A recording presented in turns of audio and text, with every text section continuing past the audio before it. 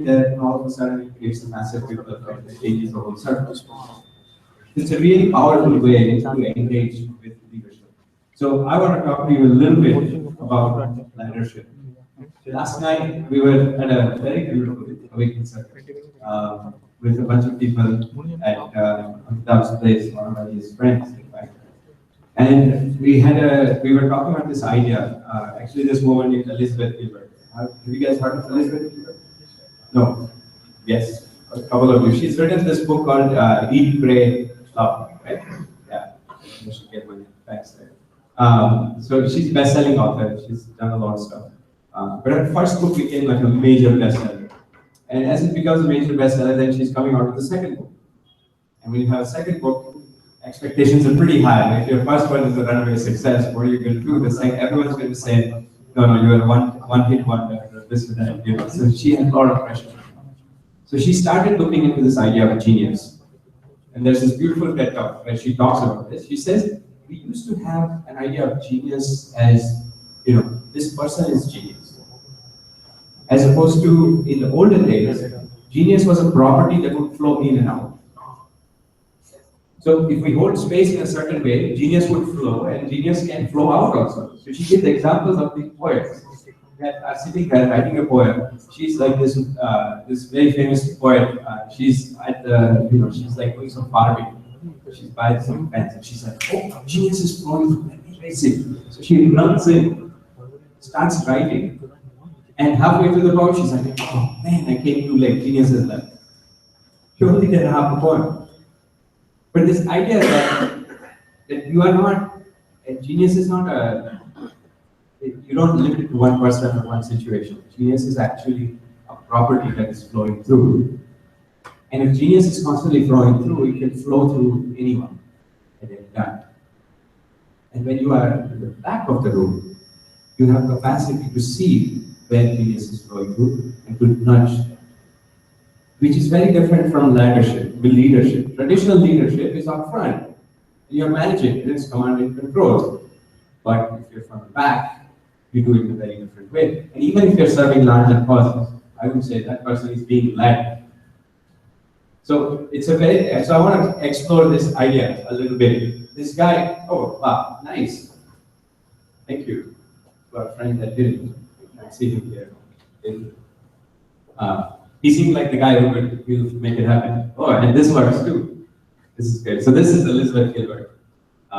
She wrote a book, Eat, Pray, Love. This guy is a famous social change hero. Post Gandhi and Martin Luther King, he was a non-violent leader in the US. His name is Cesar Chavez. Any of you heard of Cesar Chavez? Yes. Wow, impressive. Cesar Chavez was a farm rights activist, but in a Gandhian non-violent way. So at one of the pinnacle moments of his movement, they were trying to get everyone, all the farmers to vote on a particular bill. But the farmers were within these corporate walls, and they were working as laborers. And so the people who were running that, so let's see, what's a simple way to explain it? They didn't want them to come out. Their bosses didn't want them to come out because if they will come out, they will vote against them, and the bill will pass in a way that they don't like. So they just said, no, you can't get holidays, you can't go out, you're locked in this campus. If they couldn't come out, they wouldn't vote. If they wouldn't vote, they would lose. And this was sort of a tipping point in the whole farm rights movement. So they all got together, Cesar Chavez, outside of that place. That was the largest stable grapes grower in the country. And they got out, they came together, they came outside, and they said, looks like we are going to lose this fight. We are going to lose this fight. Anyone have any ideas? So Cesar, he was in the front of the room. But you can be in the front of the room and have a heart of being in that. That's an art also. And he had that art. And so he was sitting there, and he says, anyone have any ideas? So people raise their hands. You should do this. And then someone else says, no, that's a bad idea. It'll never work. We should do this, no. This, no. So at the end of the discussion, he says, he doesn't have to accept that we're going to lose. And then there's this woman who's a janitor, who happens to be in the room. She's wearing a rebozo. She raises her hand, and she says, I don't know too many things, I don't have any fancy ideas, but I'd like to share some. She very tentatively raises her hand. Everyone else was not expecting her to say anything. She was not the type of person that would even say anything. She raises her hand and says, Ashwaz, please go ahead. We would love to hear your idea. She says, whenever I get in trouble, you know what I do? I pray. And Cesar heard this idea and he realized this was genius flowing through. It's an art to just even see the genius. If you're too obsessed with being genius, then you're in trouble, right? You're like, I want to be the next Steve Jobs. And that sounds like a very silly thing to me. But Cesar says, look, I may be genius in a particular moment, but someone else might be, and I'm going to spot that. And he spotted it. He says that there's something there. So what he decided to do, he goes outside, he opens up his trunk, he has a statue, I think, of Mother Mary. He opens it up and he says, we are going to have a vigil tonight. And now because it was prayer, all those guys behind the walls, behind those corporate walls, were invited, and the corporations could not stop them from coming because it was prayer. Now, as they were coming, they would tell them, oh, this is for your own good, you should vote this way, you should vote that way. And lo and behold, they won. And the woman who told me this story, she says, and this became a tipping point for that whole movement. She says, she titled this story, she says, how do we learn to listen to the voice of the least amongst us? That woman, you would not have heard if you were expecting leadership from Cesar Chavez, you would not have heard the voice of that woman. But Cesar Chavez knew that genius is not a static property, it is a dynamic flowing property. And if it is a dynamic flowing property, then it can flow through anyone. So that changes the game. So how do we start to be in that mode of leadership? Everyone knows about leadership from the front. We have many thousands of books on it. But we need to balance that leadership with leadership qualities as well. So this has been my journey. I can share a little bit. I'd love for Deepak and Pratyush at some point to share a little bit, and then we can do some question and answer. Does that sound like a good idea? Since we're an intimate group, we should make it a bit more interactive. So if you have any questions, just raise your hand. If you have challenges, that's even better. And if you don't have challenges, then I would say I'll be even more broad as the day goes on. So most of you are out, you just finished, is this a post-college course? Is this so like an MBA course, yeah? So you have a little bit of experience. I'll share a bit of my journey before going into some principles. I was in high school, and like all of us. In high school, what do you want to do? Go to a good college. I went to a good college.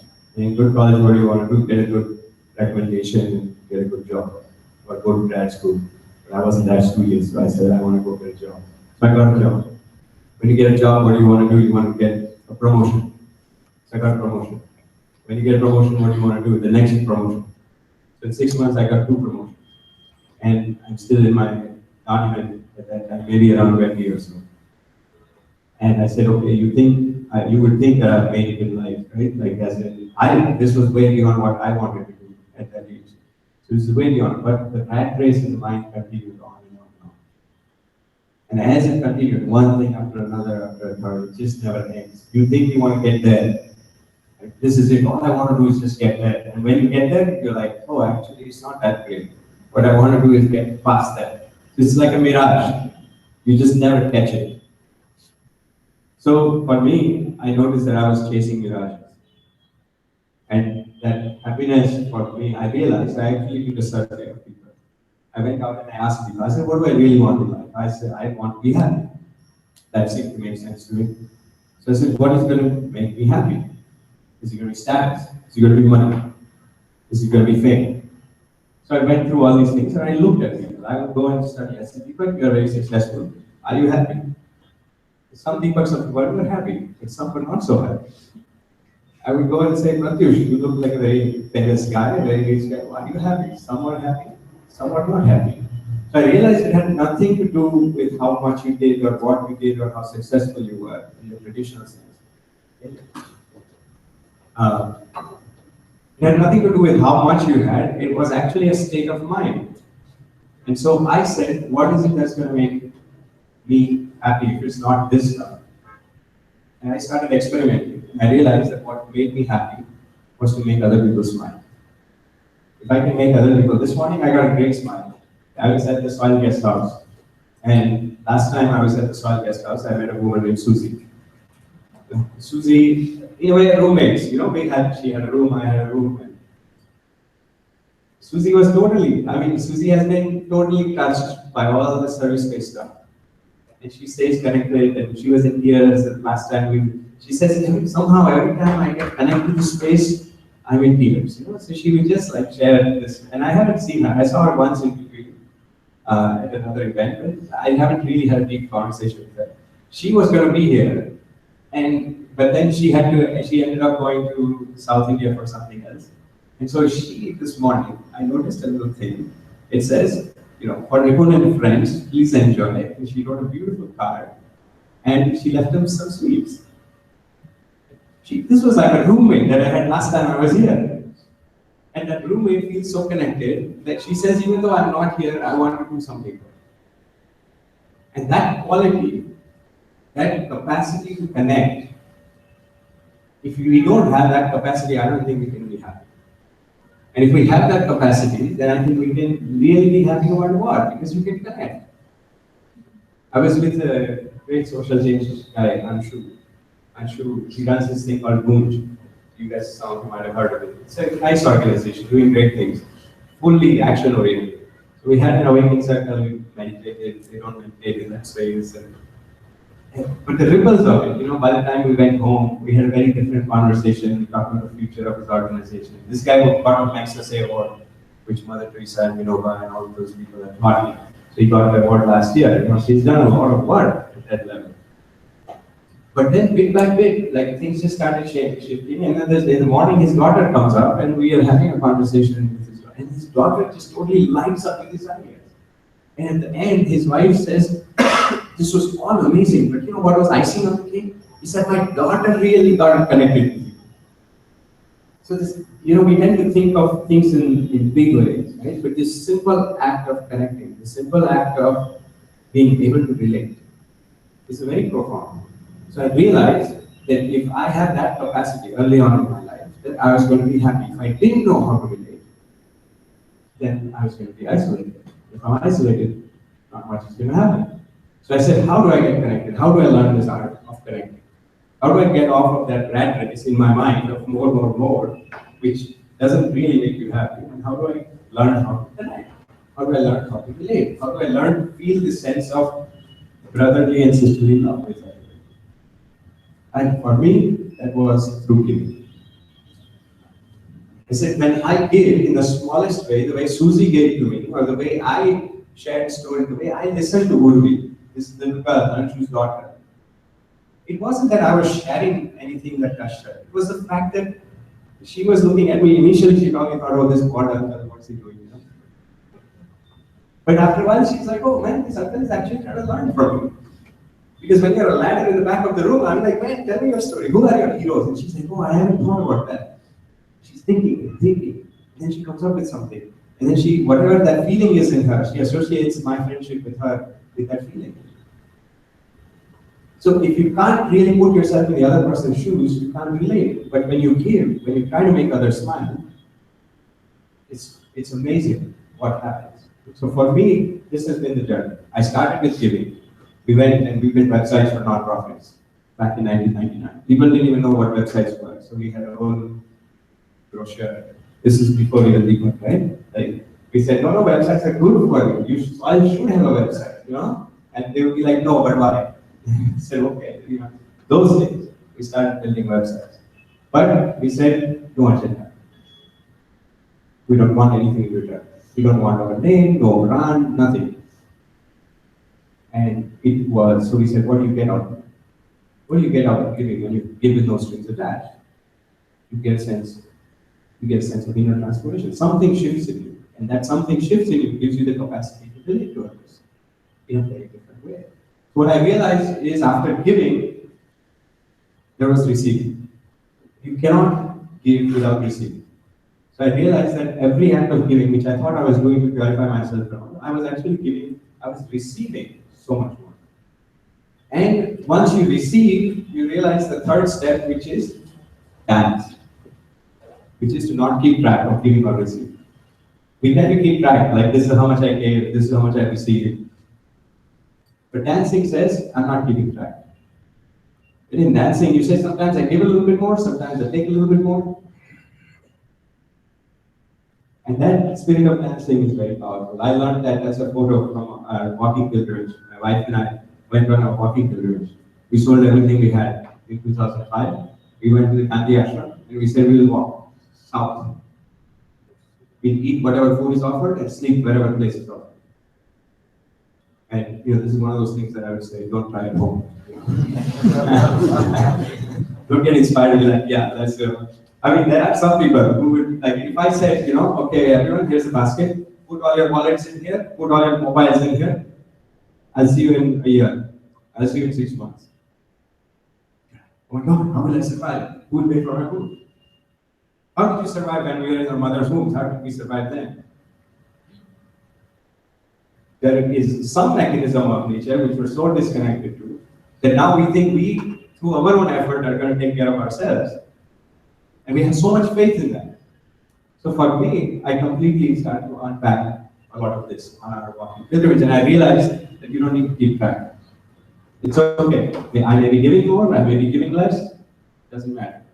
Like, it makes no difference to me whether I would talk the same way to Deepak, I would talk the same way to all of you, I would talk the same way to 5,000 people. And it's not about, there's something else happening underneath. This is not where the action is. Action is somewhere else. So this idea of dancing became a very powerful one. So we started this organization called Service Space that a lot of you know about. But in Service Space, we had a rule. We said we want to dance, we want dancers.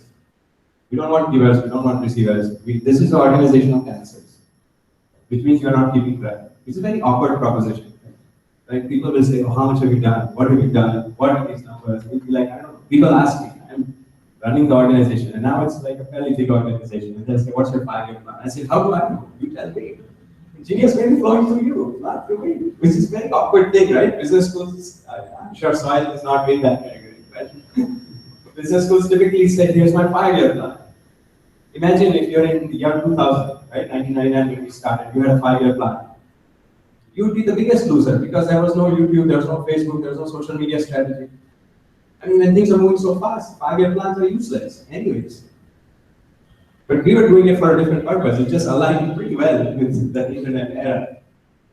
But what we noticed, we had a rule. We said that we just want people who are dancing. And when you have a lot of people who are dancers, we decided that we are going to have a couple of rules. One of them was, we're going to be volunteer. So, labor of love. If everyone is giving that labor of love, you give a little bit, you give a little bit, you give a little bit.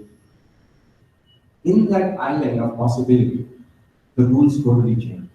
People's behavior totally changes. And you say, wow, after a while, it sounds cute, right? Initially, when we were 4 people, they were like, okay, cute. When you are 40, they're like, okay, tell us when you grow up. When you're 400, they're like, okay, let's see, 4,000, 40,000, 400,000, and Barack Obama calls you. They're like, wait a second, what's going on here? How are you able to operate with very different incentives? What we realize is this value of leadership, not leadership. Volunteers, and you try to boss volunteers around, say, you need to do this by tomorrow. Let me tell you, it's not going to work.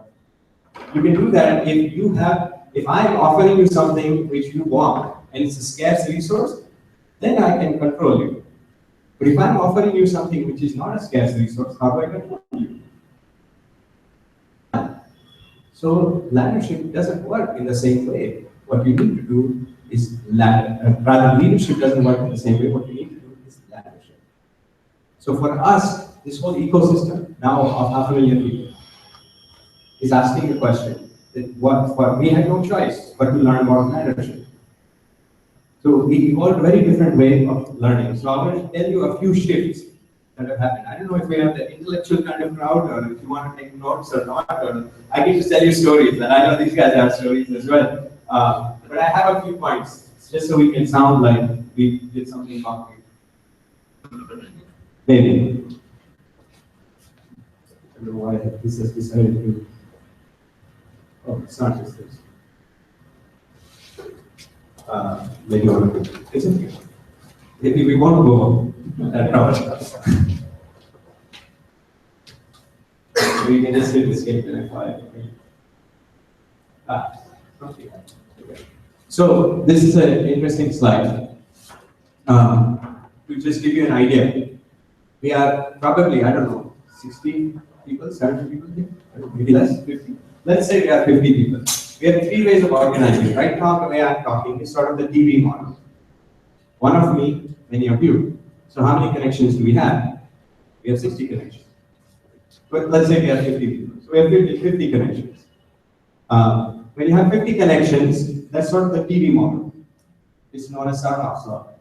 When you have one-to-one, if I tell everyone, chalo, everyone give everybody a hug, how many hugs are possible in the room? They say you have 1225. This is Metcalfe's law. This is the telephone model. What you see on the right side is the internet model. This is group forming networks. If I told everyone you can create a group of any size in this room, how many unique connections are possible in this group?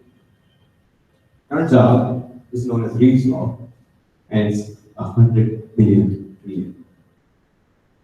We don't think of it in that way. We think of it, we are so conditioned by this consumeristic model. You teach me, and I'll take something, I won't take something. And mostly we are taught to be consumers.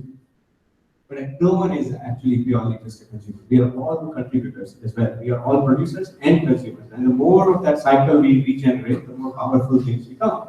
So if I do a simple experiment and if I ask you guys, you have a giant sheet of paper, and we say all you have to do is fold the sheet of paper in half and pass it to the person next to you. Fold it in half and pass it to the person next to you. How thick do you think the stack will be when you get to the end of the room? Yes. Not very thick because you cannot fold paper more than 7 times. I like it. I did that with a 7th grade student. Then he told me, he says, physics says you cannot fold a sheet of paper more than 6 times. And that's true. But let's assume, for the sake of this hypothetical experiment, that you could. How thick would it be? Any guesses? Size of the building, probably. Size of the building. So they asked kids this. And some said this thing, some said refrigerator, some said size of the building. Any other guesses? We don't have math people here, that's good.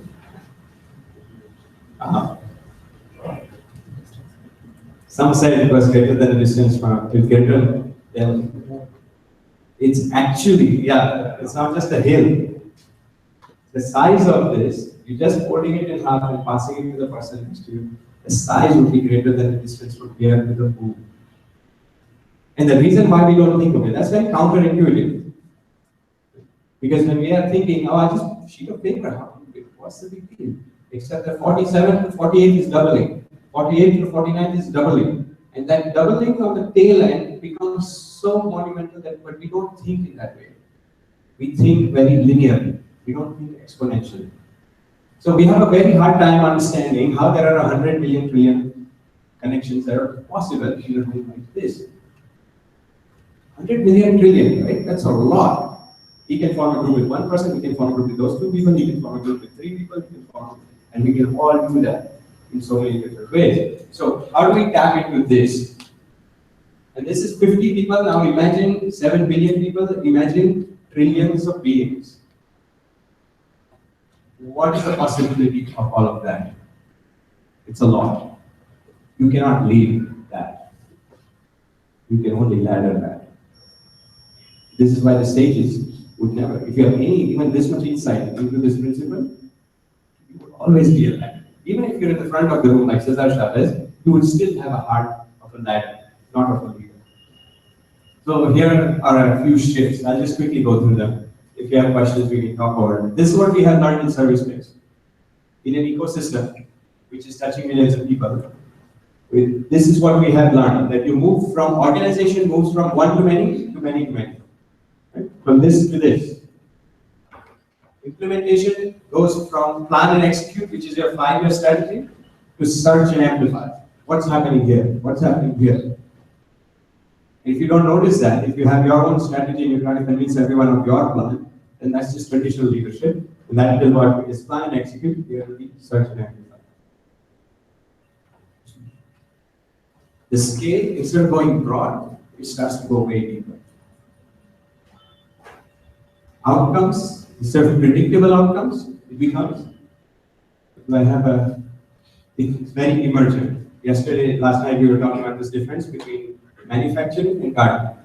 Manufacturing is very predictable. You put everything on an assembly line, you start here, and you go here, and you go here, and you go here, and by Thursday you will be there. Your tomatoes don't work like that. You don't plant a seed and you say, look, where are my tomatoes? There are bamboo shoots that stay underground for 300 years overnight. They're 6 feet tall. This is how bamboos grow. Some species of bamboos are in that category. So that's emergence. Right? It's not predictable, but it's emergent. And learning how to hold an emergent ecosystem is very different. So outcomes are different. In such an ecosystem, the innovation moves from center to the edges. It's no longer about what's happening in the center. It's not like getting a big innovation think tank in the center. It's actually what's happening in the edges. And we go from efficiency to resiliency.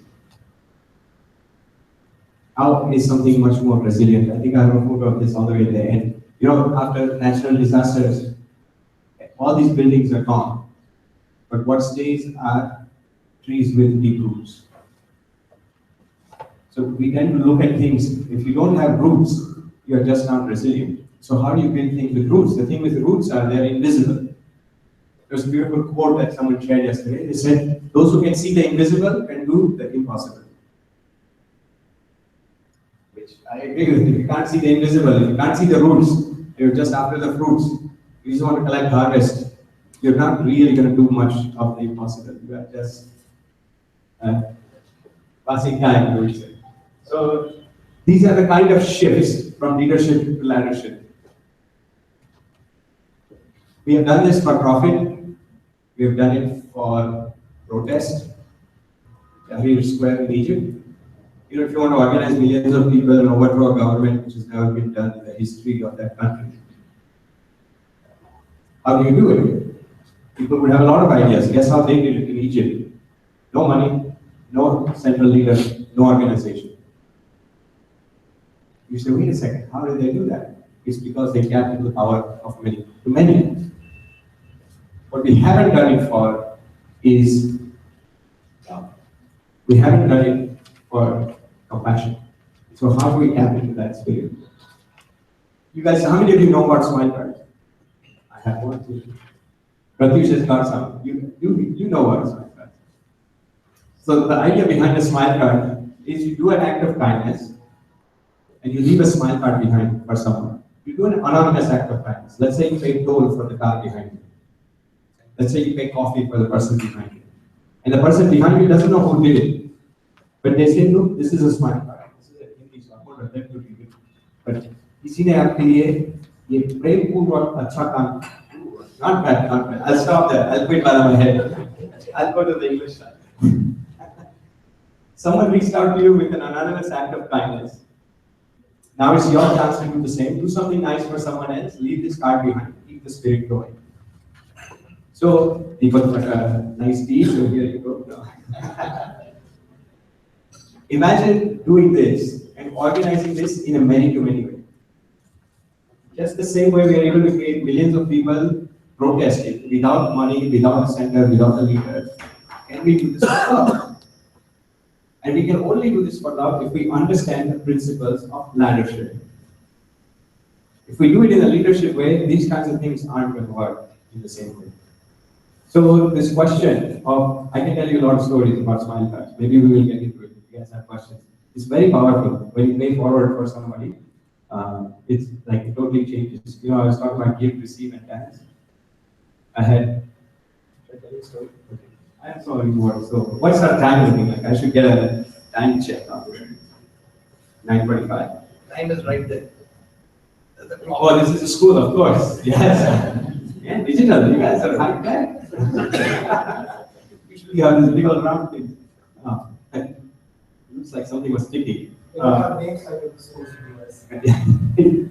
Yeah, so maybe we'll get into some of these stories, but we have smile cards for all of you.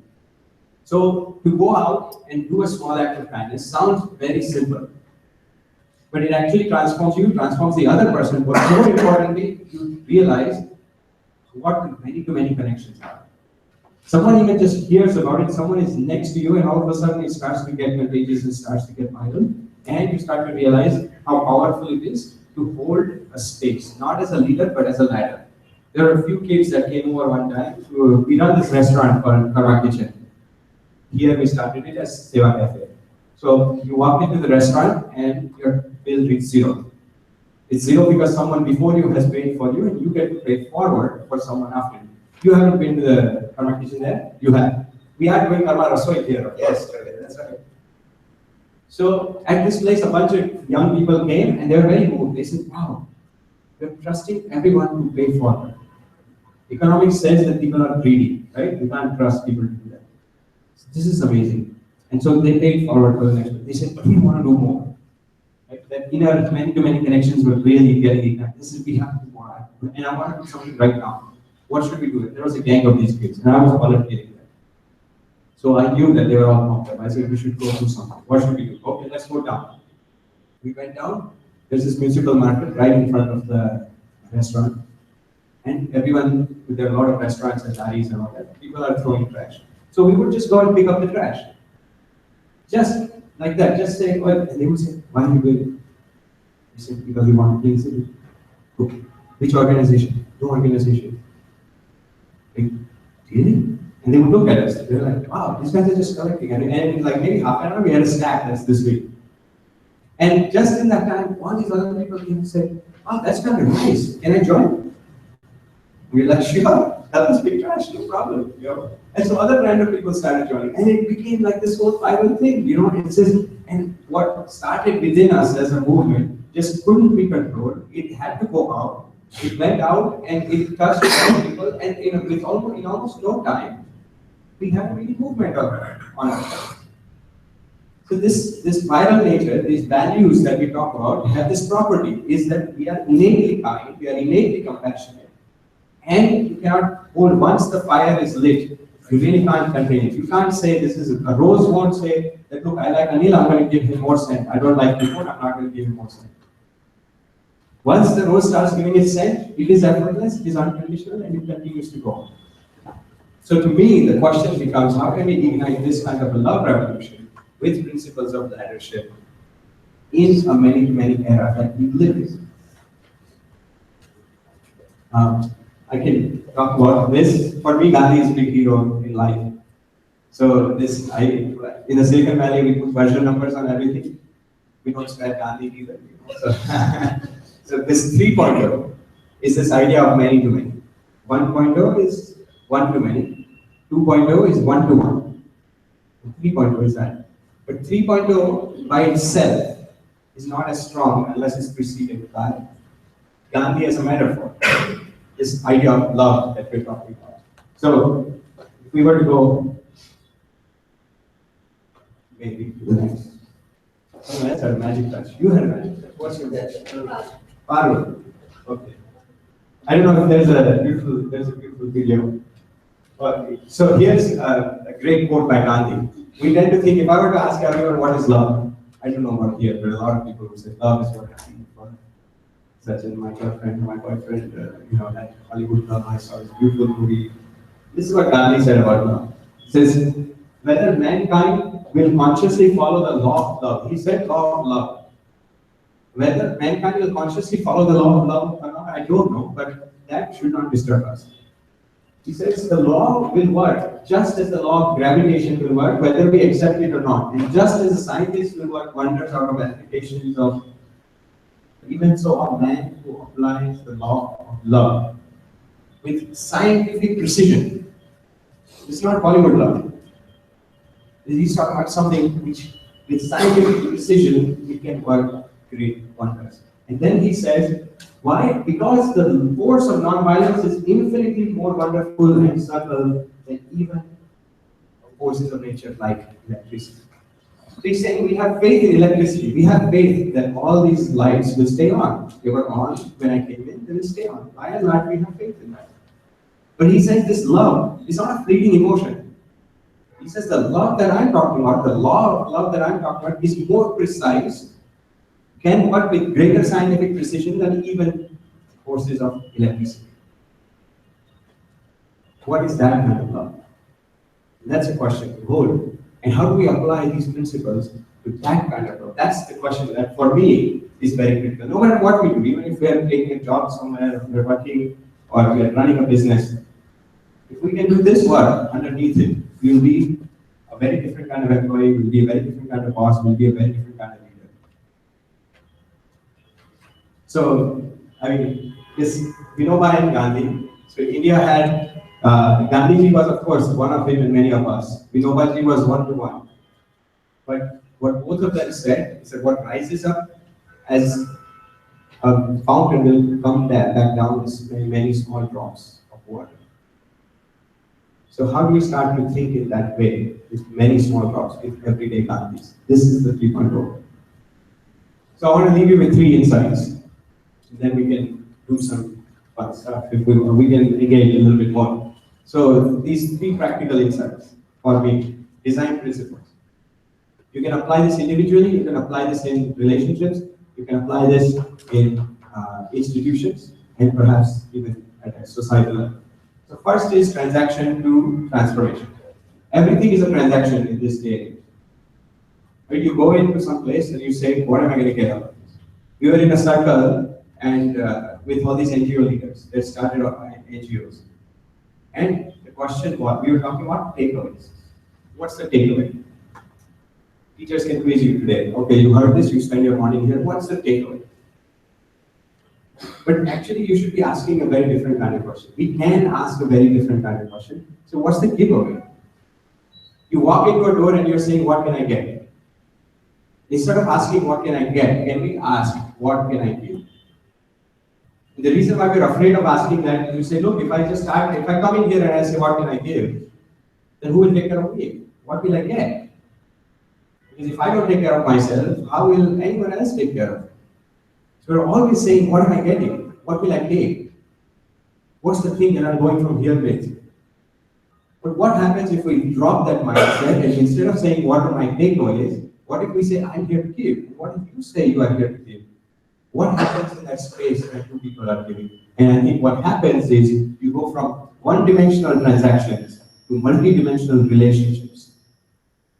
And in the field of multi-dimensional relationships, you have transformation. Transformation grows. Not like a manufacturing plant, but like a tomato now. So this shift, I think, is an important one. I already told you about karma teaching. You know the rules when you go to a place like Seva Cafe? The rules of operation. When you are in a transformative space, everyone behaves differently. Today we are doing a modified version at Karma Rasoi. But imagine if you would go out on the streets, you take over a restaurant, and you say, look, everyone's bill is 0. It's 0 not because it's free, it's 0 because someone before you paid for you, you don't know that person. And someone after you, you have to pay forward for someone after you who will never be able to say thank you, thank you. So what would happen in such a space when it's not transactional? Everyone behaves completely different. I remember a guy, he came in, he was a PhD student. So I always joke with him, he said PhDs are Pirawadi ones, they're usually analyzing everything, trying to figure this out. And intellectual. And so I was teaching him also, and he was like really struggling with this idea. So he walks in and he said, I want to volunteer. The only way I'll understand is if I throw myself in. So he is volunteering. He comes and he sees people sit down at the end, they get a bill like this is in the US, and he gets the bill. And this guy says, so wait, you trust me to pay whatever I want for the person after me? This guy says, yeah, I think that's how it's supposed to work. Don't ask me any more questions, because I'm still struggling with this idea, but that's how it's supposed to work. He says, okay. So he thinks about it. How much would you leave? Right? I mean, it's very, if you are in such a restaurant, you leave like, okay, it looks like a 200 rupee meal, I should give 200? Or would you say, wow, everyone is volunteering, there's a lot of kindness here, I care for this kind of work, should I give 300? Or should I say, look, no one is looking, and running short of money these days. Who's not running? I mean, at demonetization, everyone is running short. But he says, you leave 100, you leave 50. No one is cooking. You can leave whatever you want. So what would you leave? How do you learn to value things that don't have a price tag? So everyone has a very unique response to this. This guy comes, he asks this question, and he's thinking, how much should I leave? He does something interesting. He calls the waiter back. He says, come back. So you trust me, right? He says, yeah. He says, I'll tell you what, I trust you also. Here's a $100 bill, and you bring me back whatever change you want. He turned it around on this guy. So imagine you are volunteering. As it is, it's a confusing idea, right? In this world, unfortunately. You're like, wow, you trust me. Trust is very confusing today somehow. And now he's saying, you bring back whatever change you want. And this guy, and I was volunteering that day, so it was great because now I'm looking and I'm seeing, man, he's like, how much change do I bring back for you? He thinks about it. Really sweet guy. Then he goes in the back. And I was letting him struggle with it. I was like, I was curious myself, see what genius will flow through. So he opens up his wallet, takes out a 20, and goes and gives this guy 100. I mean, this guy who is confused about the idea, the volunteer himself is in this space. He's thinking, what should I do? And he says, you know what, I'm putting a 20 extra bucks on my own, and I'm going to give him 120. Now imagine you are that guest. You are already moved by love. You're already seeing how everyone in the restaurant is paying for each other. There's a queue outside. There are all these volunteers. Instead of sitting at home, they're trying to make your day. And on top of that, this guy voluntarily, there's no policy. We didn't tell anyone this over. I mean, even we didn't know what we were supposed to be doing. And this guy takes out an extra 20 and gives him 120. And this guy is straight like, oh my God, I come into heaven, what is this? What's this? He's shaking his head, he's going up. And that value, I don't know that guy, I've never seen him again. But I can be sure that he's going to tell that story to his kids, and those kids are going to remember that story at the right time in their life. We created that ripple. So that field of transfer, if you are transactional, if you say even with volunteers that, look, I need your labor, and this is for this cause, we are helping these people and we're creating this impact. That transaction, whether it is with money or whether it is with a social contract or whether it is through even spiritual domination, that if it's transactional, then that has a very limited potential. But if it's non-transactional, you never know what will bloom. You never know that one confused guy who's volunteering may end up creating a ripple that you never even imagine. So that starts to create a field of transformation. Then this kind of a space, this is a rickshaw driver in Ahmedabad. He runs his rickshaw on a paid forward basis. This is a guy who runs a magazine on a paid forward basis. This is a woman who runs acupuncture clinic on a paid forward basis. But what does it mean to be paid forward? It's not just another economic model. It's saying that instead of transaction, I want to move to multi-dimensional relationships. And in that field of relationships, imagine you are sick. You go to a doctor and the doctor says, please pay forward for the person after you. My services to you is a labor of love. Because you are a human being, I love you, I love all human beings, this is a gift to you. How different would that feel than going to a hospital and saying, oh, I don't care, demonetization or not, you need to pay this many rupees, otherwise this is happening in hospitals, unfortunately. It's like a transaction. Everything is a solid, right? So imagine how transformative that could be. So this is a shift from transaction to transformation. I think the second shift is a shift from financial capital to multiple forms of capital. Financial capital is there. We all understand financial capital. We have many markets many derivatives of financial capital that circulate this. We have markets that regulate it as well. Financial capital to designing for multiple forms of capital. So what are some examples of multiple forms of capital? But first, here's the problem with financial capital. I don't know if you know this. 62 people in the world have more financial wealth than the bottom 3.5 billion. 3.5 billion. 62 people. Number of people in this room have more wealth than half of the planet's population. That is not right at any level. Even if you talk to those 62, they're like, look, I was just doing it for my own sake, because this system is kind of messed up. And all metrics, when you have such gross inequality, everything starts to go down. Healthcare, trust, crime rates, all these metrics are affected because of this. I met the guy, I used to quote this. This is a very famous thing that all heads of state also quote.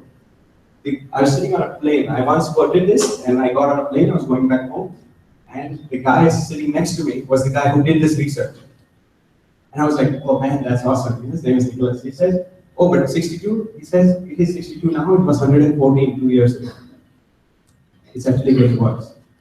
And he says, this is just one metric. Then I should tell him, he starts telling me about all these other metrics where it's getting more and more concentrated. So how do we broaden it?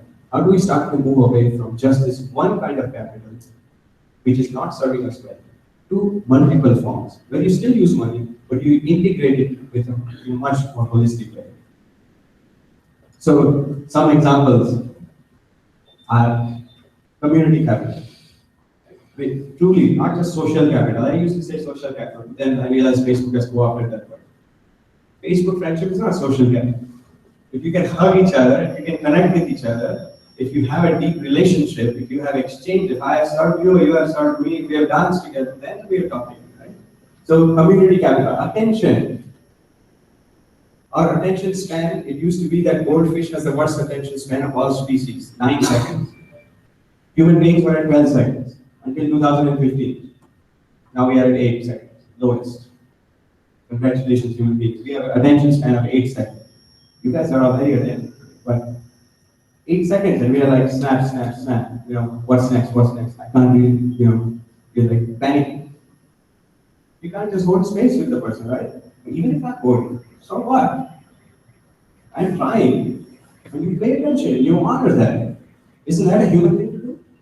But we just don't have the capacity to do that. These kids, I don't know if you guys do this, but I learned that in high schools, they do this thing. They all go out and they all hate their cell phones, but they're addicted to their cell phones. So what they do is they put their cell phone in the center, and anyone who the first one to take the cell phone out, they have to pay for everything. So we are using market incentives to control our, but nonetheless, that was interesting. So like that we have culture capital, technology capital, time capital, compassion capital. And each capital, if you think about it, has a currency. And the currency should have a certain market at scale, and that has benefit in society. So how do we start to think much more deeper way? So Gandhiji used to say there is enough. Oh wow, I have a whole row of things which I have to list. So Gandhiji used to say there's enough for everyone's need, but not enough for everyone's greed. So lastly, I would say the shift from extrinsic motivations to intrinsic motivation. Extrinsic is outside, intrinsic is inside. So what is extrinsic? Money, power, fame. And we have the private sector. What is intrinsic? Growth, compassion, knowledge, things like that. And we have a public sector which is supposed to balance intrinsic and extrinsic. But we all know that in actuality, it's the private sector that is controlling the public sector. It's starting to take over the voluntary sector as well. Things that we used to do voluntarily for each other, we now put a price tag on it. So this is a cover of economists. These people who really know this stuff, they said, hey, guess what? We have a sharing economy revolution, which means everything has a price tag. Your dog is $5 a walk. You're no longer looking at your purse in the same way, it's $100 a market. And we think this is great, right? Because we think this is growth. But the problem with putting a price tag on everything is that we forget about the price less.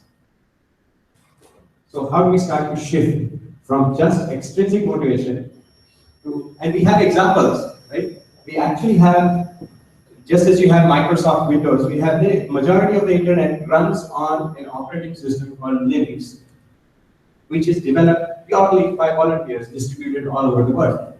Wikipedia is something on which is the encyclopedia that we all know about. 100 million volunteer hours have been contributed on Wikipedia. 100 million volunteer hours. So just like that, I don't know if you have Airbnb equivalents here. Is Airbnb here? In India, there are a couple of variations of that. Yeah. Couchsurfing is the volunteer run equivalent of that. So on this side, extrinsic motivations, we have a lot of, we have millions of examples. But for a healthy society, you need a balanced spectrum. So great, if some of you are motivated here, that's fantastic. But as a society, we need to really put stuff on this side. This is where I would put service ratio. Intrinsic motivations. You are moved by love just because you have love in you. They've done this research where they actually, there's these awesome YouTube videos. I should embed it in my thing. There's this awesome YouTube videos where they show there's a woman in the back, mom, and a child. There is a couple. I walk into the room and I have a bunch of books.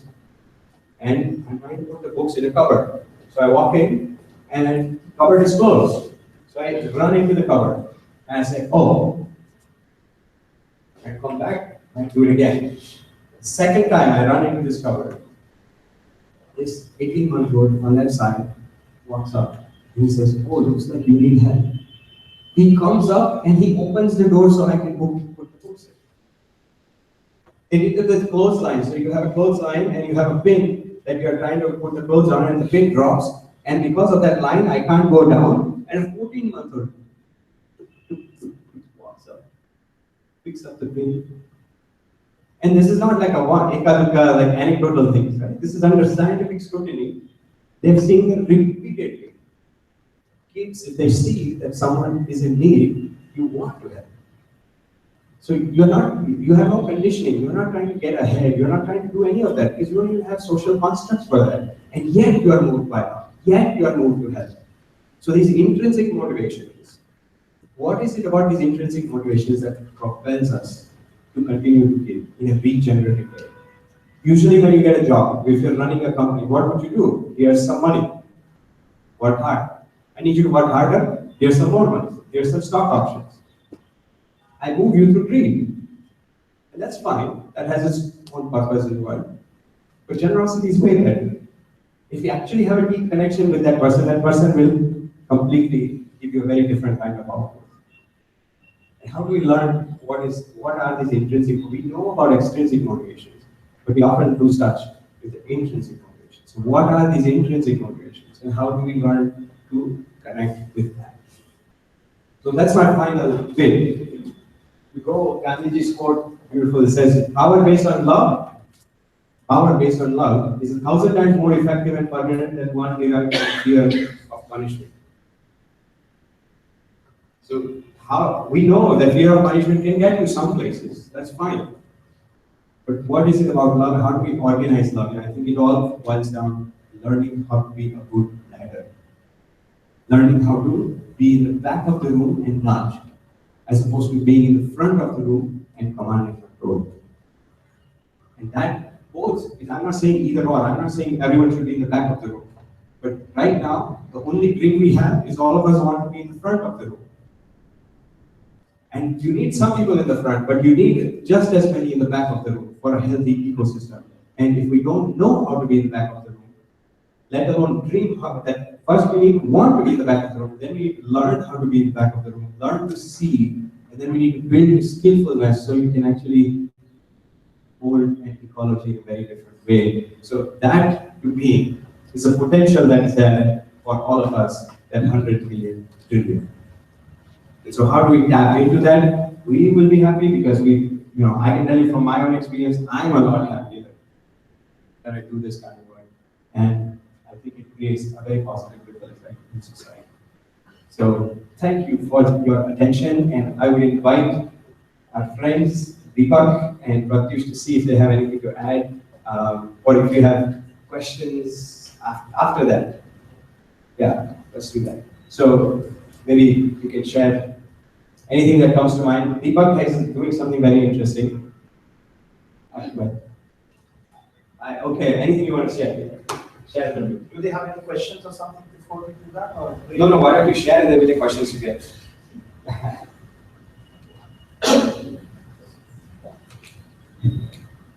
think Anil has gone back to He got pulled by what he said. There you are. Yes. genius. I think, two things came to my mind. And I was telling Nipun how we are building karma circles based on some of these principles, and a couple of things that have happened to me wherein, like, we didn't have an agenda per se when we started 2 years back, and like, people have been just way too kind to us. They will just come to us and they will want to contribute, and we have very little money. We have raised very little money. We have not raised like the ones you are seeing in Oyo rooms or Snapdeal or Ola for that matter. We have raised very, very little money, so we are very stingy with the money. But some of the principles that I learned at Service Space is what I have. And Dr. Prasad Kaiba was here last week, and he met my entire team, and he was amazed that you have these dedicated 5-6 people who work with you, and the reason they are doing this because of the cause, and and that is.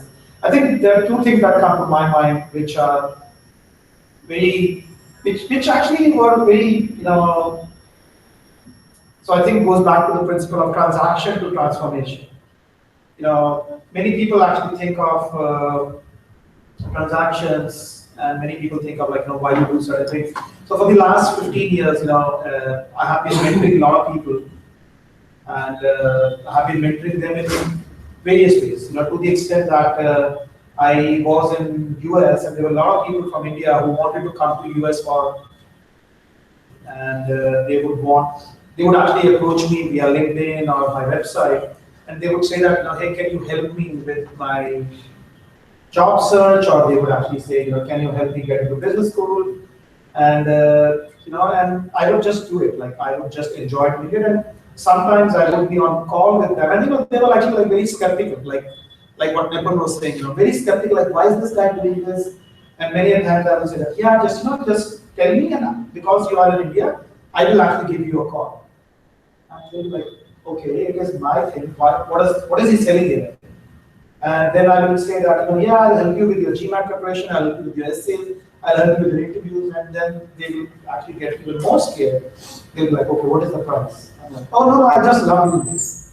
And then they will actually get worried about the quality that I will provide. Like, is it really worth it? Like the LinkedIn profile seems reasonably fine, but now this is like something. So, but when I started Karma Circles, there were a couple of people who actually connected with me after almost a decade. Like there was somebody, one friend of mine, who I had helped almost 13 years back. And he called me and he was like, even though you remember, it was actually 2 a.m. in US at that time, and I was supposed to interview with the company, and you had actually called me from US to give me some interview tips. I'm like, wait, I don't really remember, but maybe. And he's like, tell me what can I do for Karma Circles. So, so I think, I feel that even if in the moment, you actually feel that I'm not really getting anything, maybe in this incarnation, maybe in the next incarnation, I think good karma never goes waste. Another one here, like I remember, I met this gentleman at the Berkeley Lumen, and this person had contacted me on LinkedIn like 6 years back. And he meets me, and then he says that, do you remember me? I said, no, I don't really remember. Like, actually, we had connected in 2008, and you had actually patiently reviewed my essays for like 6 hours. We never met, we were on the phone. And I actually forgot to tell you that I actually got admitted, and I actually graduated from Berkeley. I did my MBA last year. And that is why we are meeting here after like so many years. So it was like very beautiful that people would think that they had forgotten the good deed that you have done to them, but I think it always comes back. I don't know if I have. I want to introduce Deepak. I realized I didn't introduce him. He's not telling his story. This guy, very successful, IIT Delhi, right? And went on, had very high positions in various big companies. And then at some point, he's going through a difficult part of his life, and he says, I remember that it isn't giving that we receive. Just his own personal life situation. So he starts mentoring people. He says, if anyone wants, if I can provide anything, I'm happy to mentor you. And he had a very fancy profile, and so all these people would come up to him. And he was mentoring people 6 days a week or something. Yeah. A lot. A lot, like constantly, hundreds of people every year. People would come up to him, and he would say, he would just make time for that. He's not thinking of anything he's receiving in return. And then he realized that, wow, in giving, I gave to all these people selflessly. As a result, I have all these connections, and those connections really helped make me much more resilient, and I was much stronger to tackle all the things in life.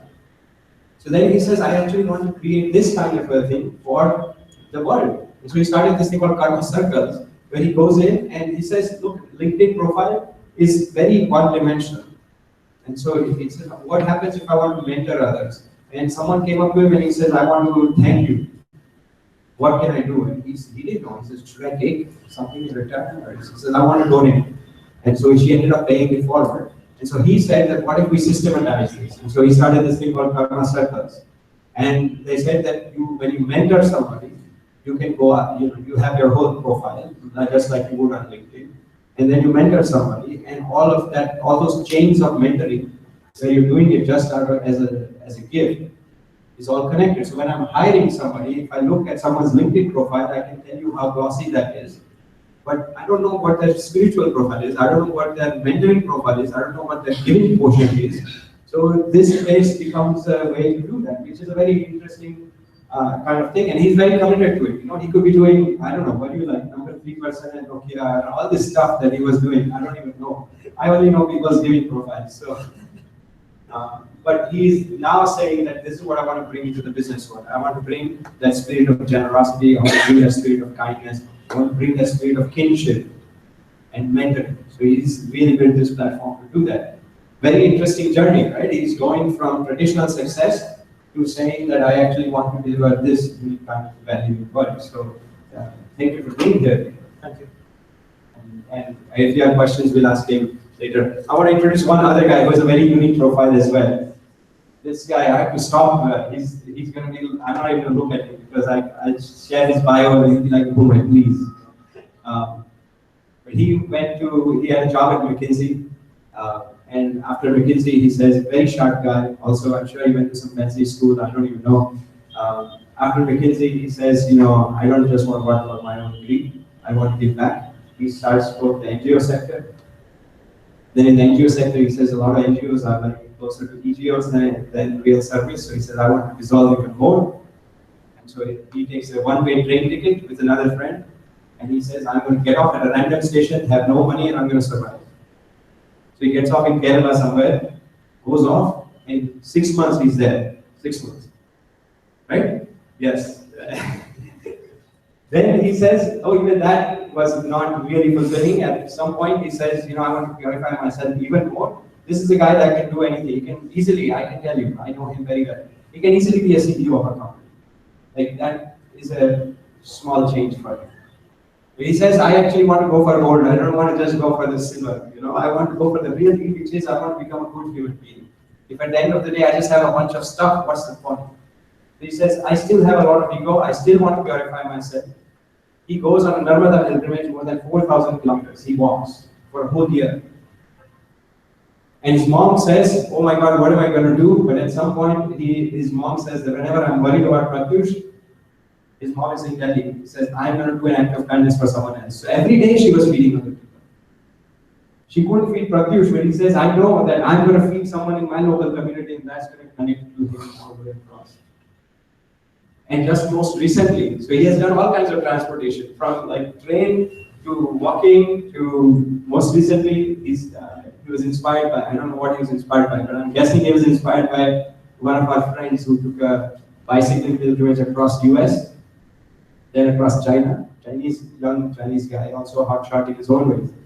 And then across India. So he says, I want to move at the pace of a bicycle. So from Delhi to Ahmedabad, last time I saw him outside of this district, he biked.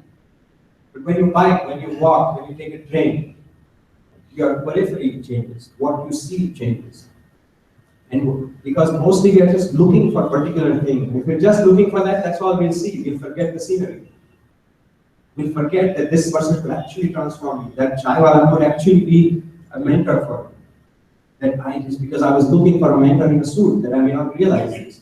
So we have to change the lens through which we look at the world. So he has worked very hard to change that lens through which he looks at the world. So I will invite Pratyush to share a story. Yes.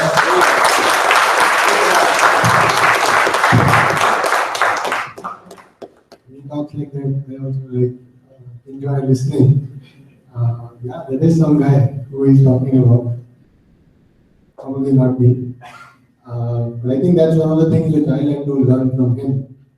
How do we see the beauty in everything? What Virupa used to say, good darshan. How do we constantly, on a daily basis, on a moment-to-moment basis, see the beauty in everything?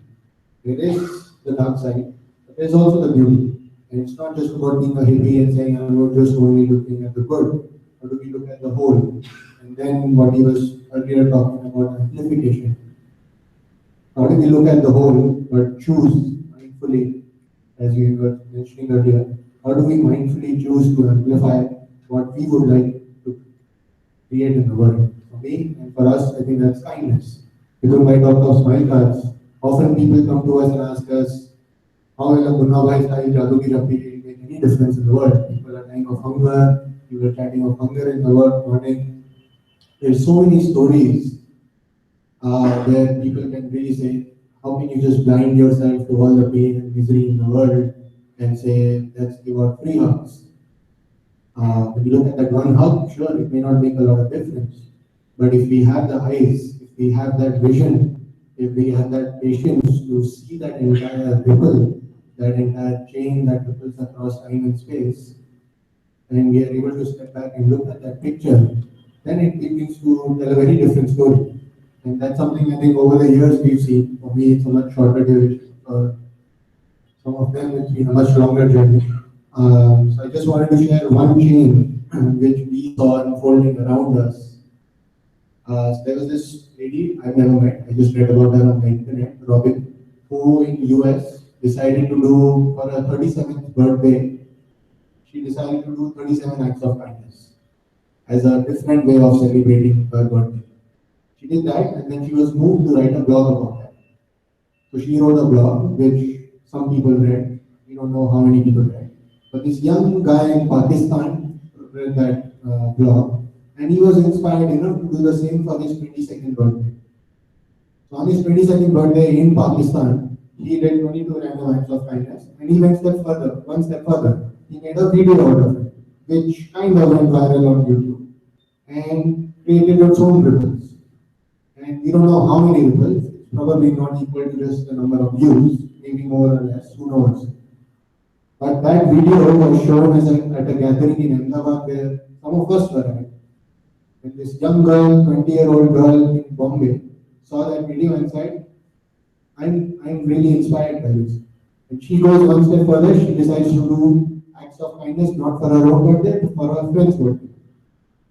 So for her friend's 23rd birthday in Bombay, I don't know how many of you spend time in Bombay, but the other station is really not the place to hold a board and say, smile, can I give you free hugs, have a nice day. But she did that along with her friends. And they also made a video of this, which sometime later, a few months later, they were at a gathering in Pune, where we showed that video, and this girl, her sister, Bhumi, was there. And one of the retired colonel from Special Forces, again a big shot from Delhi, happened to be at that gathering. He saw that video and he was inspired enough to do something about it. He happens to be a consultant to a big IT company in Delhi, 500 people strong company. And he went back to that company, and when he's talking to the HR department in that organization, you know how HR folks will come up with that dry card and a bouquet on everyone's birthday in the name of employee excitement and retention. This retired colonel uncle says, I want to do something about birthdays. And then he created this whole movement in the organization where people could actually pledge or actually do acts of kindness for a colleague's birthday within the organization, so that didn't take a lot of time. And then they created this whole revolution. And this retired colonel Hariji, he walks into that organization. He's just a part-time consultant. He goes a few months later into that organization, and the whole vibe has changed in the organization. the liftman has started hugging people, HR folks, I mean, people in the traditional leadership who you will not pay attention to, they're doing amazing things. And Ripple keeps on going. One of our brothers actually sometime back decided to study this chain a little more, and he actually went to the extent of plotting all these pins across India. How this one chain rippled out across India in our immediate vicinity. We are not even talking of the invisible, the larger community. What we saw around us, people we were personally connected to. And I think by the time we were studying it, it had already spread to some 20 cities. And if we aggregate it across the world, then it becomes a very different picture. We've all seen Mumbai and UPS, we've all seen that scene, is that Jadoo Ki Jadoo. And we've all been touched by that for one micro moment. And we will all probably all remember. I definitely remember that a lot and share it. And it all ripples out in various ways. I'm only talking of one chain of kindness and one thing to kind of share that example. But when we start aggregating it or stepping back and imagining that word, how one small act of kindness can ripple out in various ways, then it becomes to become a very different picture. And then even taking it further from the spiritual side, who is really starting that ripple? Can I say I am creating that ripple? Because I was just sharing. Can he really say he is creating the ripple right now? Whatever he might have felt while he was sharing. He's part of the ripple. Somebody before him created that ripple. And before. Till since time immemorial, that ripple has been going on. So I don't think anyone is really creating the ripple. We are just part of the ripple ourselves. And out of our own interest in purification, service, and being kind, things that we want to be, we pray to the divine that may we also become instruments. May the ripple not stop with us. May it continue. And to me, that's something some of us choose to amplify. There's all kinds of emotions and thoughts in the world. People can act out of anger, out of greed, out of passion. There's so many emotions. But out of those, how do we become mindful and choose to amplify love, kindness, compassion, mindfulness, these values, which I also feel are ingrained in this institution. So I think those are some of the ideas which jump out from my side right now. But we'd love to hear your reflections, not just questions, your own reflections, stories, comments, kind of those. We have Nipun Bhai and our own Deepak Bhai and the collective to hold forth, and we don't know where the genius will come from. So, we'd love to respond.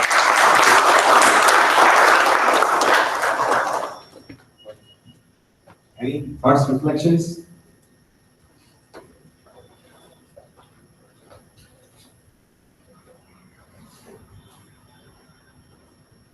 Yeah. So, we've been fortunate enough to have you people here. And we also been lucky to have many leaders from across scopes, across the globe at the institute. So, there's one thing that I find common is that all of you have reached a particular level, you reach heights in your professional levels, and then you realize something like this, doing what it is now. Do you personally feel that that is required to actually, get to a sense where you start to think of giving, you start to think of receiving, and maybe dancing and forgetting about things? Is it? Do you think it's necessary to reach at that particular level? I certainly never reached at that level, so I'll give it to Deepak. I think, I'll quote one Swamiji that I met a while back, wherein Swami Parthasati, he is based out of Mumbai. He talks about one of the verses from Gita, wherein Arjuna actually asks Krishna, hey, you say that God is formless, and is it okay if I worship an idol, or should I be worshipping the formless God? And so Arjuna is asking that question, and Swamiji is interpreting that question in day-to-day language. And he is like, there was a guy who recently came to me and he told me there are two jobs in the newspaper that I just saw. One is for the job of a clerk, another is for a CEO. Which one should I apply for? And Guruji was like, by all means, you should go for the clerk job. And the guy was like, really? And Swami was like, yeah, because if you were actually a CEO material, you would not have asked me that question. So Krishna actually told Arjuna that, because you're asking me this stupid question, go for the ideal worship first, and then you will eventually transform to the. So I think the question is that, it is like, when we have arrived. And that is when giving is natural. So for some people that will happen at 10 million, for some people that will happen at like 1 billion, for some people it will happen at like $50, for some people. So, I think like for you, like, maybe an MBA from soil is good enough, maybe you want to go do a PhD, maybe you want to be CEO of a company, then you will like, okay, you know what, this is enough, now let me start giving. So I think Nipun reached that level when he was like 19, because he was working, in a very senior team with Scott McNeely, and Sun Microsystems was like a big deal at that time, almost like, almost as big as Google. I mean, in terms of prominence and and Nipun was one of the few BTech bachelor's guys working with a team of PhDs. So he thought I have arrived, and he was like, okay, let's start giving. I think it took me a long while to, sort of say that, okay, it's fine if I don't think I've still arrived there. I'm not building a non-profit, I'm building a for-profit and stuff. So I think I still have that ego wherein I still want to do more before I can truly do which is like pure giving. Incidentally, Swami Parthasarathi is a student of Swami Chinmayananda, so I've known him. He used to come to my house with Swamiji. He was the manager of our Powai ashram. And so I just saw his transformation from somebody who was actively administering and looking after the administration of the ashram to somebody who, by listening to the teacher himself, became a teacher. So I've seen that whole transformation in Parthasarathi. Now it's called Swami Parthasarathi. Quite an interesting. He is what, like 91 now? Yes. See, if my father was alive, my father would have been 102. So my father was a devotee, and so that's how we all got. Is it still like See, if I can add, Swami Chinmayananda said a very interesting answer to this. He said, when the longing is fierce, the knowing happens. This is actually a Rumi quote, but Swami Chinmayananda reminded us of this quote. When the longing is fierce, the knowing happens. If your heart is longing very deeply, the answer will come. Yeah, go ahead. And we can circulate these mics among the students as well. So, I think I was, he already shared something which I was going to say, not the exact quote, but on similar lines. I think one is that I don't see really a trade-off between practicing some of these values like compassion or mindfulness versus making certain career choices. I think there's enough people in the world who are doing very beautiful things in their own lives, their own beings and around them, and who might still have traditional careers. Little Bhai has made his choice, Little Bhai has made his choice, I made my own choice. Everyone's making their own choices based on their life circumstances. But practicing compassion, mindfulness, living a life based on ethics or honoring diversity, these are just values of life. They can be practiced in any environment. There are some spaces which are probably more conducive or less antagonistic for practice of these values. So I think it's up to an individual's exploration, how do we keep connecting to those spaces and recharge ourselves or immerse ourselves more and more. But I think for me also, like when I met Nipun Bhai and some of the saints we all hear about, like for example, let's say we take the case of Gautam Buddha. I mean, I would always envy him. How can this guy just look at one guy who was in old age or one guy dying, and he was so intensely moved to go and leave the world and figure out the cause of suffering. I wish I had that strength of longing as Anilji was sharing. I don't, and I have envied such great people for a long time. But over time, I think I've just realized that I've woken up today, let me start today. It's not some appreciation or jealousy or envy. This is the day I've woken up. man could start working from today. It's never too late, never too early, because we are really beyond this one lifetime. So in that sense, I would say the day we have enough longing is the day when it begins. And we can all figure out our own small ways. We don't have to make and leave everything, all these journeys and all we keep sharing about each other. Sound nice. But for me, I think I'm hoping to get to a point where I can practice on a daily basis. These journeys were required for me because I was not ready to meditate regularly. I was not ready to practice compassion with my own parents, with my own friends in daily life. So for me, I think all of these are steps which lead me to daily practice. And if one is ready to do that, I don't think there is a need to leave anything behind. That would be my 2 cents. Thank you.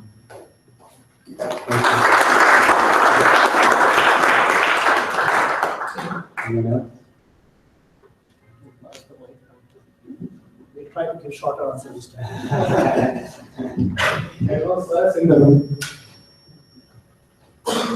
Thank you for coming. We are really delighted by your visit. So my question is that if I talk about giving, that is something which we can do, we can try to do it. Receiving comes naturally. But what about the dancing part? I guess that is a real fight between the heart and the mind which goes. And even if today if we woke up as you said and we start, stop expecting from others and we just give. But this is not sustainable. So how to practice that and how to make that sustainable for us?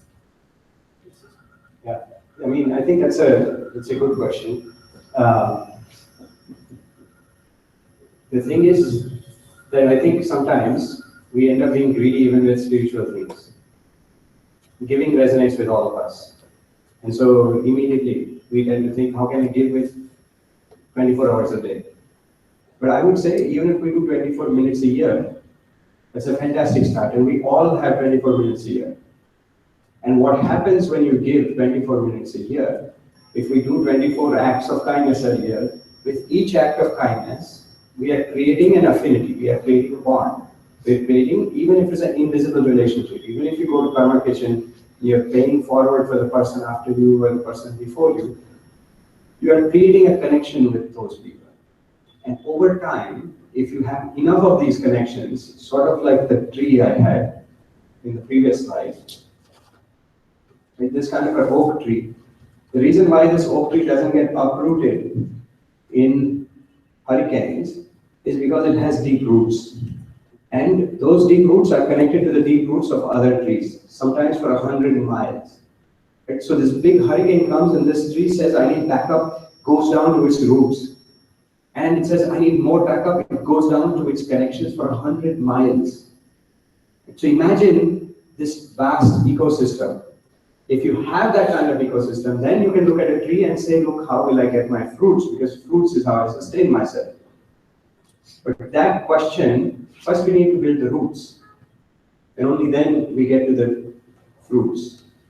So I would say to not rush it. That to not say, how do I do this 100% of the time. I would say go out and do that one extra act of kindness every day. Last time I was here, I think you had both the batches here. And everyone signed up for a 21-day kindness challenge. They said, we are going to do an act of kindness every day. It's going to be a unique act every day. And we're going to share stories with each other. And if you do that, what you end up doing is you build this internal capacity. Just as you go to a gym and you start to have biceps because you've been doing bicep curls, right? So then you will use that strength in so many different ways. So once we do these acts of kindness, you create that capacity, you build those roots, and at the right point, the tipping point comes and you says, look, instead of doing one act every week, I'm now going to do one act every day. Then you start saying, okay, I'm going to do more than one act every day. Then I'm going to do 1 hour every day. And pretty soon it starts to become your life. And that's much more natural progression. You can't see from point A to point Z, but you can see from A to B, right? Like the flashlight. You shine it to, you say, oh, I want to be like Gandhi or Mother Teresa. You'll be like, oh gosh, that's never going to happen. You don't go anywhere. But if you look at the next step, and the next step, and the next step, bit by bit, you get there. That's been my journey. So I would say that's a legitimate question, But we don't need to think in terms of like, how will I sustain myself if I give up my whole life? Like, do that one act and see what happens, see what roots are ignited. It might be that you just see that old person and you become the Buddha, like because you have already done that work of building those roots. So we don't know. Every person is unique in their own ways. But I would say take that small act, do that extra act of kindness, keep it up as a practice, and connect with other people. What reminds you repeatedly to do these acts is actually community. We tend to think of willpower as a very singular thing. That this is my willpower and I will change my habit because I'm going to work harder, and if I fail, I just need to become stronger. And that is actually not how willpower works. It's a communal resource.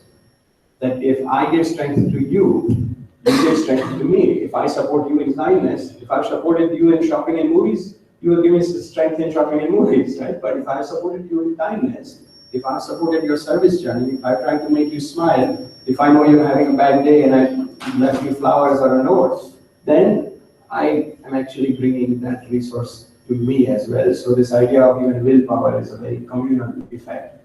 It's a community-oriented thing. So do acts of kindness, do small things, see how it builds up, and do it with others. I will add one more point here. I'll add one little thing here, which is, I think what we end up doing many a times is extrapolating. So what we, one of the things, especially when I, look at, Nipun, like Nipun actually will speak to audiences of thousands of people, and he will say that, hey, if you want to reach out to me, you can drop me an email. And he responds to a lot of emails, but that doesn't mean he responds to all of them. And then there are people who will be going to audiences of like 20 people. They'll be like, oh, actually, I'm not carrying my business card, because they have the ego that if I actually share my business card with everybody, like they are free in their lives, they have nothing else to do, and they'll be like, okay, now I'm going to waste Deepak's time. So, like, that does not happen. I have also spoken at audiences of like 400, 500 people, and I'm like, yeah, if you want one-on-one mentoring, you can drop me an email, you can schedule time, get on. So I was like, rarely like 2 people will come. And we have this mentality of scarcity, and I am coming to a point wherein like I am not able to handle all the requests, but that doesn't stop me from like, trying to expand.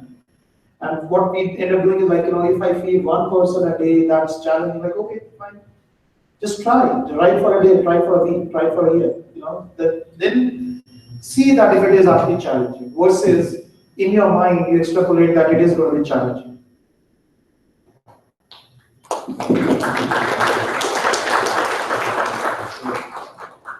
Are we at the tail end?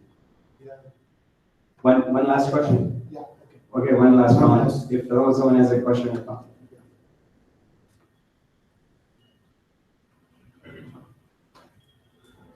Go ahead. Yeah. So in this extraordinary journey of yours, where you've been able to accomplish so much, have there been any lows? And if there have been any lows, how have you been able to come out of it?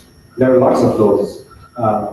Certainly, if I take the metaphor of the pilgrimage, we are talking about Gujarat, April, May, June, very hot. You have no resources. People will insult you. People will, do things that they shouldn't be doing. They will look at your wife in a wrong way. There are times when, we thought that, something bad could happen many times. And that was there on the pilgrimage, but even outside of the pilgrimage. On a day-to-day basis, when you are exposed, when you are a ladder, so when you're a leader, what you end up doing is creating walls between you and the other. So you actually can't access the leaders. Like he said, you would never put up your email address. I think I actually have some. When you're so exposed, what happens is everyone launches into you. There are a lot of people who think acts of kindness is a bad idea because it pacifies you. There are a lot of people who think innovation comes from greed, that if you move everyone to love, everyone will be just sedated. I don't believe that, but others do. And everyone has different ideas about everything, right? Ideas works like that because for every idea you have its opposite, and everyone is not comfortable holding opposites. So in this, you are constantly exposed to all energies of the world. You don't sit in your cocoon. So it's a very different way to be. So being a ladder, you have to have that resiliency on a day-to-day basis, and people just coming at you, not even just in an antagonist way, just to take constantly. And you are saying, I'm here to give. So you have to just learn how to get creative with that, right? But what is it that gives you strength through all this? And what has given me strength has been the company of noble friends. To have a kinship, what I was telling you, to do it in community. That we tend to think that, when you have done an act of kindness for someone else, we tend to think that, oh, that's just a ripple and its ripple is going there. The ripple actually stays in you. Also, there's an inner ripple effect that goes on. And when we do this, when we have so many strands, my mom, every Wednesday, my mom and dad and I host an awakening circle in our home. So we sit in silence for an hour. Second hour, there's a circle of sharing. And in third hour, there is dinner. My parents have hosted this for the last 18 years. And my mom must have had 40 to 50,000 people in our own home. And it is now spread to different places. Now it so happened that there was a time when my mom and dad were in India, and they were going from Bombay to Bangalore, and probably the only time in life where she didn't have food. And she was not really sure how she's going to get the food, and it so happened, and she was sick, and so she didn't have time to prepare, and she wasn't going to get the right train stop, something like that. So she's getting angry at my dad and saying, you should have done this, and you should have done, I would do it if I were, but I'm sick, and you should do, they were going on. And it so happened that she was sharing a berth with a woman who is like the wife of the railway commissioner or something like some high person thing. And everyone at every train station would come and to say thank you to her, they would keep bringing the food. And so she had so much food, and my mom is sharing the berth, and it so happens that she was actually fasting. So she's like, oh, I can't eat this, thank you so much, and she's like passing it on. So like the only time my mom had needed food was the time when she was flooded, literally flooded with food. And that principle that what you give to others is actually what you keep is a very profound principle. And so when we are giving, one of the things we are giving many things from that giving, we are receiving many things, but one very fundamental thing that we give is connection. That we receive is connection immediately. And that connection is not one-to-one. If I do something for you, doesn't mean you are going to come back and do something for me. This is not a Facebook level social network. This is a far deeper social network. Maybe your kids will connect with my, I don't have kids, but someone in my family, it's hard to say how all these things interconnect. Strength for me has been those deep bonds, not loose ties, not deep connections that you have online, not even deep friendships that you would when you say, this is my best friend, I'm going to go to a movie. But noble friendships. Noble friendships are ones that are created through these acts of service. So that is really what gives you. And on the pilgrimage, for example, my wife was an incredible noble friend. She stayed, whenever I would go up and down, she was steady. Whenever she would go up and down, I was steady. We helped each other. And you can do that at many levels. Even if you are all alone physically, you're never really all alone. You're always in the cocoon of your relationships. But if you have built those relationships from space of ego, you will have cheap relationships. If you build those relationships from space of love and selflessness, you will have deep relationships. And if you have those deep relationships, it will give you resilience. So thank you all for your attention. And I think that's it. Wrapping up this part of the conversation, I just wanted to say two things about Nipun's work. Two principles behind service space, which completely blew my mind. One, they don't do any fundraising. An NGO which is the largest NGO in the world, 500,000 volunteers, not one rupee of fundraising. Two, they don't employ anybody. All the work that comes is done through a very way of volunteers coming together to give, to serve, to move on. So this defies the traditional notion of NGOs who are continuously struggling to do fundraising, find talent, employ people. And because that's again based on an old model of organizations. The resources are defined in a very narrow way in most organizations. This is the resource which says, come with open hearts and open arms to be hugged. And things just begin to happen. And so this is why, so as you know from my childhood, I'm associated with Chinmay Mission and we keep it building. The motto of Chinmay Mission is to bring the maximum happiness to the maximum people for the maximum time. But there we have not overcome these two. There we need funds to feed the thousands of people we feed, to run the hundreds of colleges and schools that we run. We require the sources, but I wish and I have been telling at the highest level in Chinmay Mission, saying we need to learn from service-based some of these principles so that we can go beyond the traditional definition of what is resources, what is funding, and what is form of capital, right? So with these words, I think let's give them a very big hand. Thank you very much. Absolutely amazing to have you interact with the students. Yeah, we're so honored, and please stay in touch. All three of us are here for lunch lesson, and think of us as your brothers, not as like fancy speakers. Deepak has accomplished some stuff, but this guy's like a fakir. I'm not even a fakir, so I don't even know what I am, confused in between. So we are here, we love hugs. I hope we can all do stuff together. Think of us as your brothers in service. So please reach out. And we will, of course, see more of them at the time of the Karma Rasoi this afternoon. But meanwhile, our other friends from are here to a smaller group of people who are also fortunate. Many of them are following the same principles. Many of them are mentoring our students. And, without, of course, getting anything in return except for the sheer joy of helping students grow over the years. And so I think it's something remarkable. They have done this, I think, all this while, and soil is very fortunate, soil students are very fortunate. So come, mentors, friends, colleagues, come on in the front. So thank you, students. You carry on for your next, whatever you have to do, and see you at Karma Rasoi. But we want to hug some of you, so... Yeah, sure. Okay. Just quickly, we'll share hugs. Grab somebody and give a hug before you go. Not just us, each other. Come on.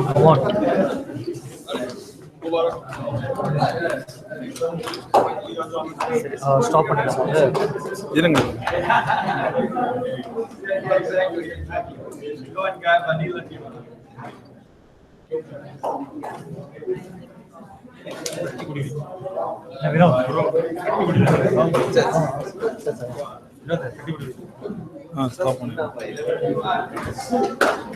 Okay. So இதோட முடிஞ்சிருச்சுல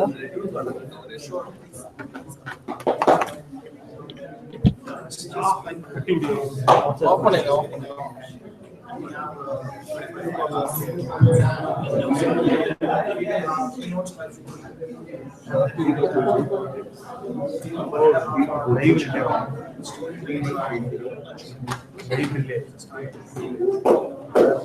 World is seeing you, bro.